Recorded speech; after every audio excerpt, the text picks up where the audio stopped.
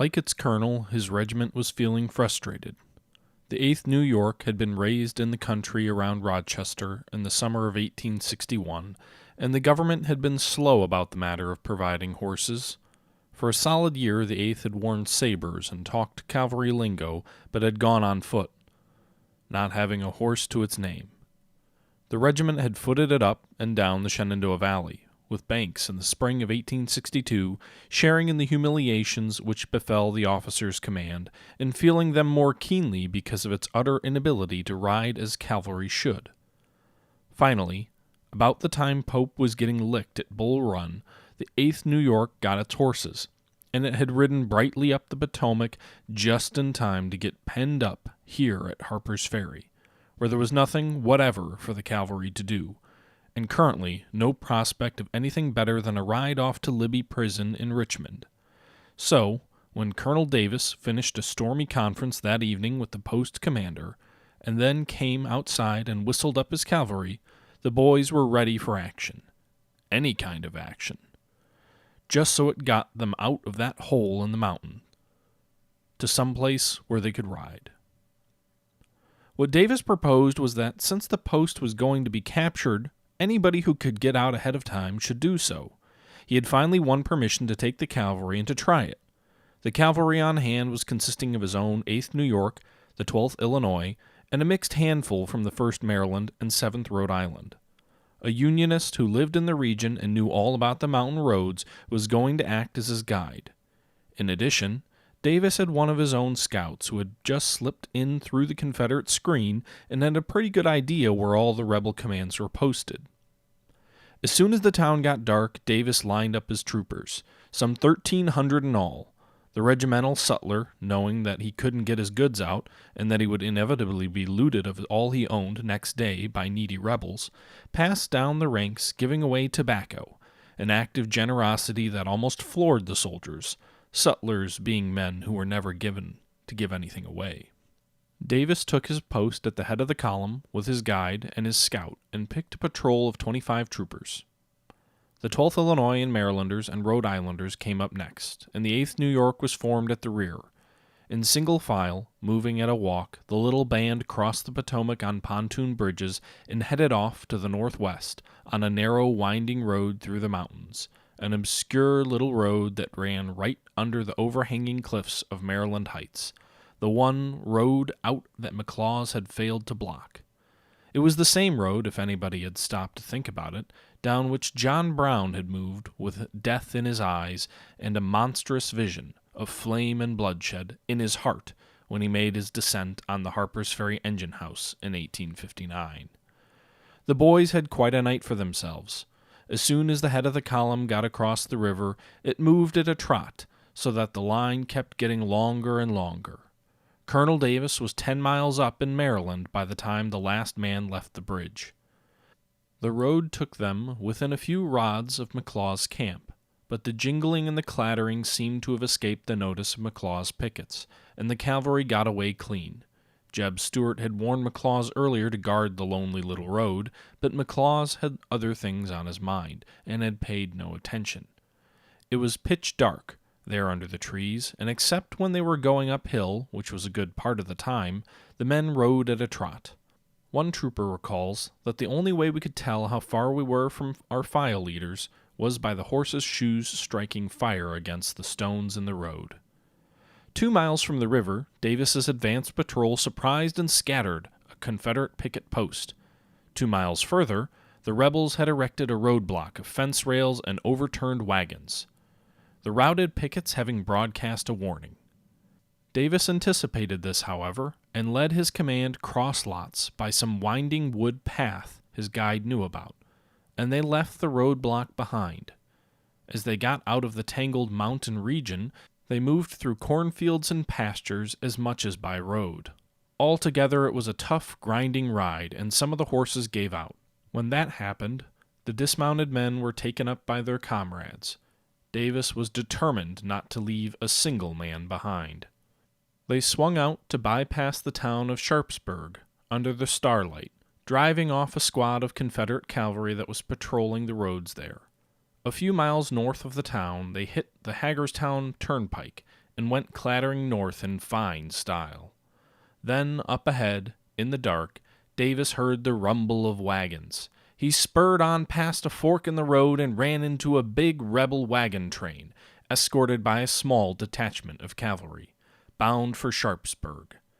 It was too dark for anybody to see the color of his uniform, and Davis had a fine Mississippi accent, so he simply posed as a Confederate officer and notified the driver of the leading wagon that he was to turn sharply to the right when he got to the fork in the road, and he told the commander of the rebel cavalry escort to wait by the roadside and fall in the rear of the train. Then he galloped back to his own command, formed the 8th New York alongside the fork to take care of the wagons, and got the rest of the men lined up to handle the Confederate troopers. All unsuspecting, the sleepy wagon drivers took the right-hand fork, starting off on a road that led to Pennsylvania, while the 8th New York, riding single file, fell in beside the train. As the last wagon made the turn and the rebel cavalry escort came up, Davis sent his Illinois troopers in on the charge with drawn sabers, and the surprised rebels were broken up and sent scattering down the country roads in the dark. When it began to grow light, the wagoners came to a little, noticed the blue uniforms, and asked the troopers what outfit they belonged to.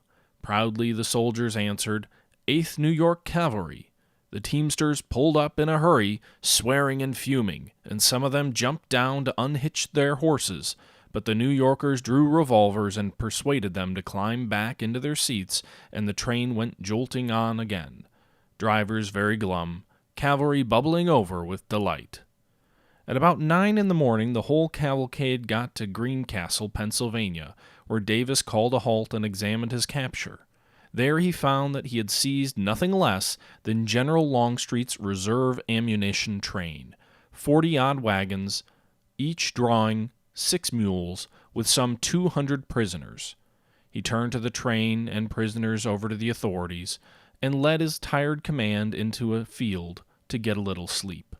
News of the capture got through the town, so that by the time the boys had their horses unsaddled and watered and picketed, the townsfolk were coming out on foot and in buggies, carrying all sorts of things to eat, fresh bread, hams, breakfast of eggs, and so on. The cavalry ate a tremendous breakfast, and felt like heroes, and stretched out for a good sleep in the shade. And one of their number wrote, "The boys thought that soldiering wasn't so bad after all." It was a bright little exploit, all in all.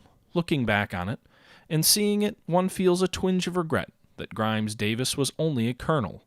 A little touch of his spirit just then in Army headquarters, or in the various corps headquarters, would have made the story of the rest of the war very different indeed. For by the time he got to Greencastle, which his captured train, the garrison at Harpers Ferry, had surrendered, and Franklin, with 18,000 men, was sitting by the roadside 5 miles from the scene of the surrender, reflecting on the perils of his situation, and warily doing nothing at all. And Lafayette McLaws was in close touch with Stonewall Jackson and A.P. Hill, and was no longer in any danger whatsoever. Hello, ladies and gentlemen, it's the Historical Gamer once again, and I did not intend for that to take 8 minutes long. That was a short excerpt, only about 2 pages, from the Army of the Potomac, Mr. Lincoln's Army, by Bruce Canton, the first in his 3-part series that looks at the Union Army of the Potomac in the Civil War. It was written in 1851, and he wrote a series of 3 books between 1851 and later. I just enjoyed that little exploit. The story of Colonel Grimes seizing the reserve ammunition train for the Confederate Army, quite a big deal for a single regiment, and it also details the topic that we're going to be discussing today in what we have left of our episode, that being the Battle of Harpers Ferry, and more specifically the battles of South Mountain, because they're really 3 separate battles are involved here, and they're all interlinked. Again, I didn't intend for that to take 8 minutes. I don't know if I'll ever read an excerpt on the show again. I don't think I've done it before, but I did think it was a nice little story to share, so hopefully it was enjoyable. I know my reading wasn't perfect, and I didn't really go back to edit much in the way of making sure it sounded like an audiobook or something like that, so hopefully it was an adequate enough performance. When we left you last time around, we were actually looking right into the battles of South Mountain and Harpers Ferry. We had told you about the initial Confederate campaign at Second Manassas, how that led into the Confederate invasion of Maryland, and how the Union troopers, luckily, found a roll of 3 different cigars, all with Robert E. Lee's orders detailing his army's location, position, and operations, so that General George McClellan had the keys that he needed to whip Bobby Lee, as he so said. And that's what we're going to be discussing today. How did McClellan react to receiving those orders? McClellan, getting these orders on the 13th of September, moved quickly. His troops were near Franklin, and he detached General Franklin's 6th Corps of some 18,000 men to drive through Crampton's Gap in the southern portion of the line. Meanwhile, he sent Reno and Hooker's 2 corps north through Turner and Fox's Gap in order to pin Robert E. Lee. The idea was to push through Crampton's Gap with Franklin, and then Franklin could swing north to threaten Lee's rear, while also swinging southwest to liberate Harpers Ferry. Liberating Harpers Ferry would give Franklin some 30,000 men to deal with Jackson's forces, and it would also put him squarely in the rear of Robert E. Lee's army. Meanwhile, Reno and Hooker would push through the gaps further north, drive D.H. Hill's division under Longstreet back, pin it up against the Potomac River, and destroy the Union army in detail. Meanwhile, Franklin, holding off Jackson to the south, would then be relieved, and the Union could turn on Jackson, destroying Lee's 2 halves of the army in detail. Or at least that's kind of my high-level understanding of the plan. General Sumner's 2nd Corps would also move north, as well as Porter and Mansfield. The bulk of the Union Army would move north. Franklin's 18,000, with some troops under Couch, who I believe was also part of the 6th Corps, might have been the 4th Corps, were advancing in the south. Franklin was the most advantageously placed general. He had some 18,000 men, as I've said. McLaws' division under General Jackson was all that stood in the way of his forces at Crampton's Gap. However, there was a problem. The orders for Franklin arrived on September 13th, but they ordered no undue haste. They basically told him to start moving toward Crampton's Gap, to push through Crampton's Gap, drive McLaws back, and then liberate Harpers Ferry. McLaws had 8,000 troops, and he was on the Maryland side of the Potomac River, but he was not in close contact with Jackson. At this point in time, General Jackson had about 26,000 men under his command, and he advanced on Harpers Ferry starting on September 12th. The commanding officer at Harpers Ferry had pulled his 12,000 men largely inside the fortifications of what there were, largely inside the town, and awaited to be surrounded. The Confederates took the heights on the Virginia side and on what is today the West Virginia side of Harpers Ferry, getting their guns up and allowing them to shoot down into the city. Jackson also sent McLaws' division up and around the Shenandoah River, I believe it was, and they were on the Maryland side of the river, but they were not linked. There was no easy fordable access, so that McLaws had about 8,000 men on the Maryland side of the river, and they were largely cut off from the rest of the Confederates because the bridges over the river at Harpers Ferry were obviously in control of the Union, at least until the Union surrendered at Harpers Ferry.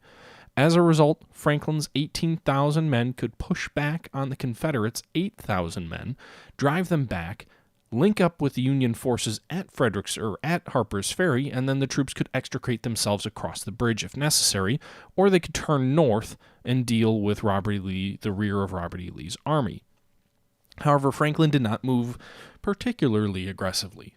The move caught Lee off guard, and McLaws was pushed through Crampton's Gap after a short, sharp little fight. However, it wasn't aggressive, it wasn't vigorous, and so the fighting that occurred on September 14th ended up being somewhat indecisive.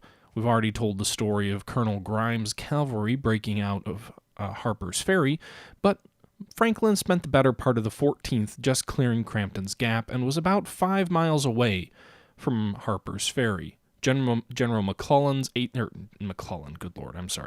McLaws' 8,000 men pushed back and kind of split between both guarding Harpers Ferry and guarding their rear now, which Franklin was storming down, were in a tight spot. However, by September 15th, as the sun was rising, Franklin made no aggressive move toward Harpers Ferry, and early in September 15th, the Union garrison at Harpers Ferry was forced to surrender because the Confederates had guns around the heights on Harpers Ferry that completely commanded the position and assured that there was no ability of the Union to resist in Harpers Ferry. Any attempt would be futile. These are commanding heights over the town.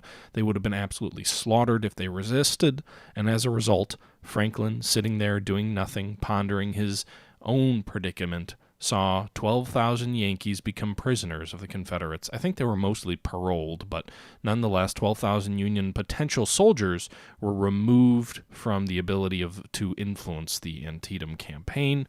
Jackson was freed. He would now be able to march north to Robert E. Lee's aid, and General Franklin would eventually have to withdraw. Isolated by himself, he was in no position to take on Jackson's full corps, which now had easy access across the river into Maryland, thanks to the pontoon bridges across the river at Harper's Ferry.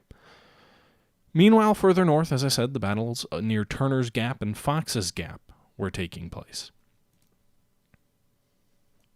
The battle at Turner's Gap and Fox's Gap was a little bit different. The Confederates are actually even more outnumbered here, with only 5,000 troops spread out across 2 miles and 2 narrow gaps leading through the South Mountain passes, or at least in the South Mountain area, the ridge lines here. And the Confederates, being heavily outnumbered, were attacked by 2 separate Union corps. On one side, General Hooker's corps attacked. On the other, General Reno's corps attacked. The Union significantly outnumbered the Confederates, as I said, and there was an interesting little piece of pageantry that occurred as the Union were lining up to attack the gaps. There was this somewhat completely open area, almost a natural amphitheater as the ground dipped down into the pass, and the Confederates were on the high ground on the other side of the pass. And so these massive and majestic battle lines moved forward through an uncharacteristically open and clear plain. It was one of those iconic moments in the Civil War where generals on both sides were remarking on just the beauty of it and the pageantry of it, all, of course, before fire began to rip through the lines as the Union Corps set up for an attack.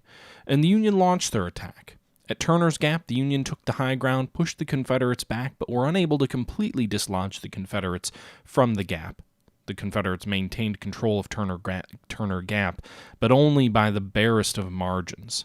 Meanwhile, at Fox's Gap, the Union initially pushed the Confederates back until some reinforcements under John Bell Hood arrived and stemmed the tide, but nonetheless, the Confederates were in an incredibly precarious situation, spread out over a thin line across 2 miles, separated from each other from being able to support, and having lost Crampton's Gap in the south, Robert E. Lee decided that he could not hold these passes much longer and decided to pull back toward Sharpsburg. It was here that General McClellan had a golden opportunity. Were he to drive forward aggressively, he could potentially destroy the northern half of Robert E. Lee's army before General Jackson could get up. And yet, he hesitated.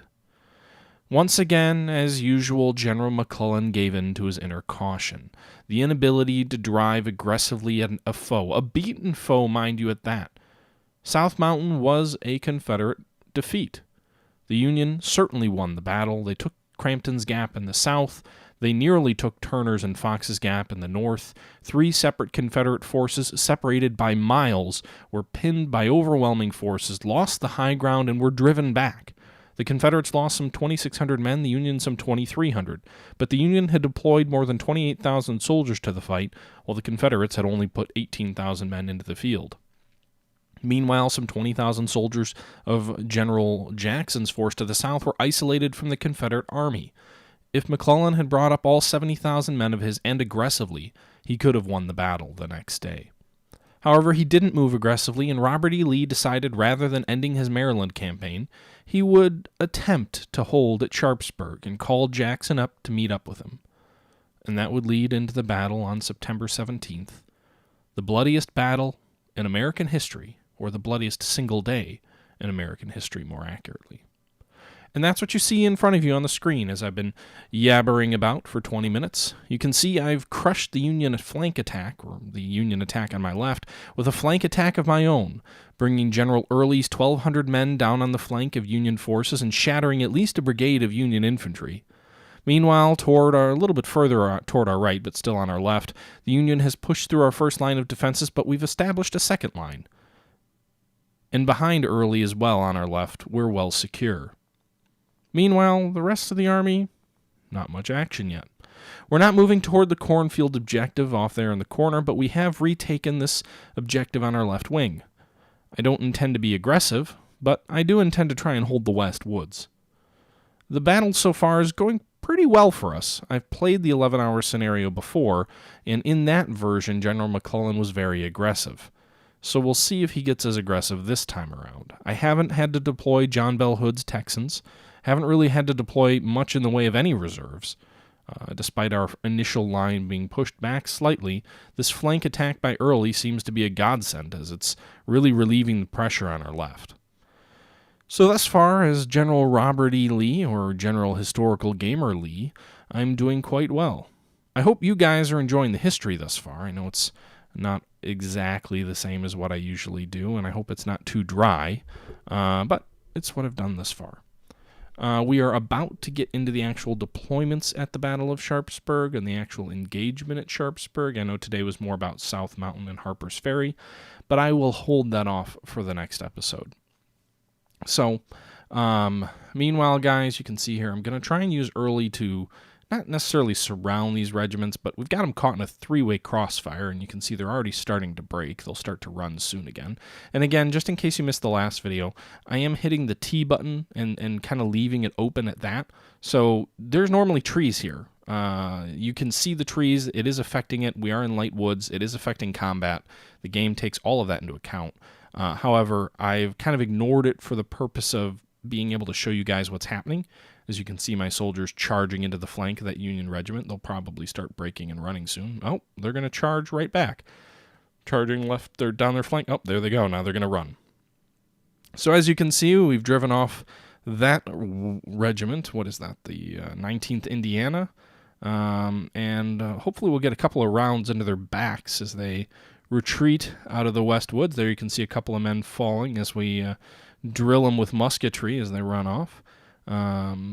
So a good day's work so far for Early. Meanwhile, some other Union regiments retreating to the rear, and on the far right of our left wing, no real threats. We've stopped the lone Union regiments that were attacking there. It does look like there's this one weird regiment, is it the 13th Pennsylvania, that's firing at like 400 yards, so I'm not sure how they're engaging. The game generally only allows you to engage out to about 160 yards. Meanwhile, you can see here the Union are bringing additional forces forward for another attack. Could be Mansfield's attack. We'll get more into that in the next video.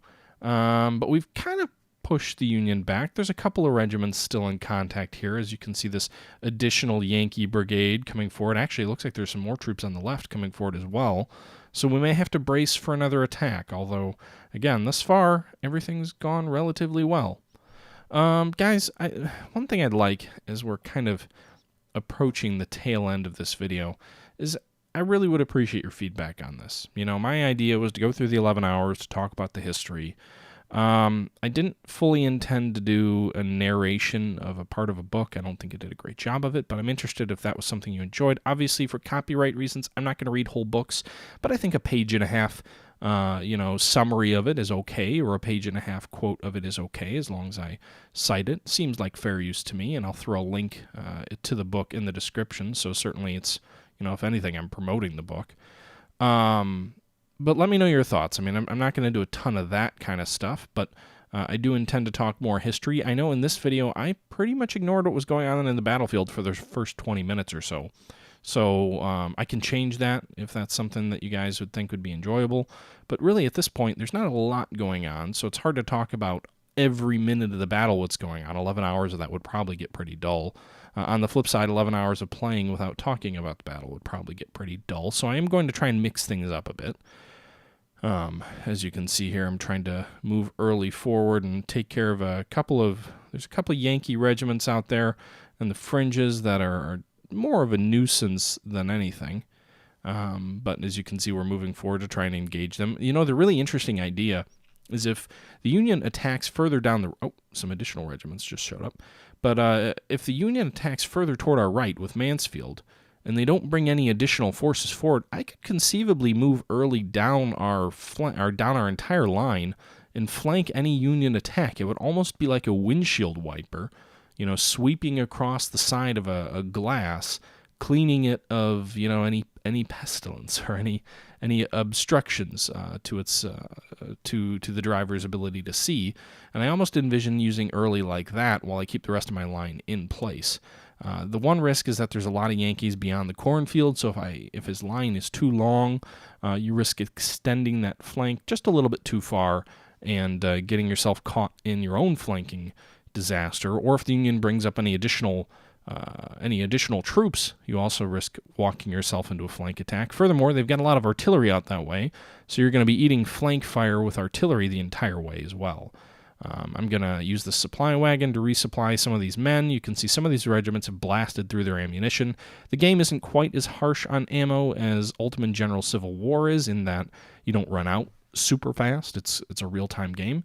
The flip side of that is you do run completely out of ammo, so if you have no bullets, you've got nothing to shoot. It's not a delay penalty in shooting. It's you can't shoot anything. Meanwhile, if we look, still, you can see here now that we look back over, I'm assuming it's Mansfield, looks like at least a division is preparing for an attack here. You've got this one division in these woods off to the right that's forming up, another brigade forming up in front of the cornfield, and a handful of regiments still engaging early out to our left. Meanwhile, I actually have quite a few troops in Sharpsburg as well that I haven't called forward yet, that I probably need to get on pulling forward. I honestly completely forgot about them. They're considerable forces.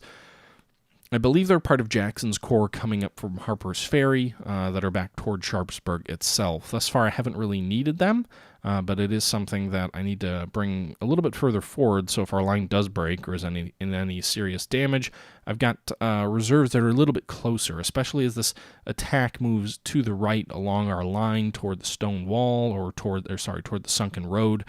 Getting those troops into proper position is going to be important.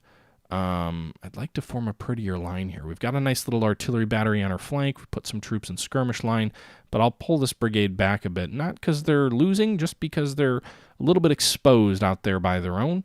I'm going to try and get early to sweep these Federal regiments back. He's broken a couple of them, but it looks like some more troops, perhaps part of the Iron Brigade, are still being a nuisance. So light fighting going on at the moment, waiting for that next Union wave to come sweep up against us.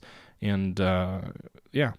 Anyway, guys, that's enough of me rambling. Hopefully you guys enjoyed the video. Feel free to comment and leave likes or dislikes or your thoughts down below. And until next time, guys, this is the Historical Gamer saying thank you for watching, and I'm out.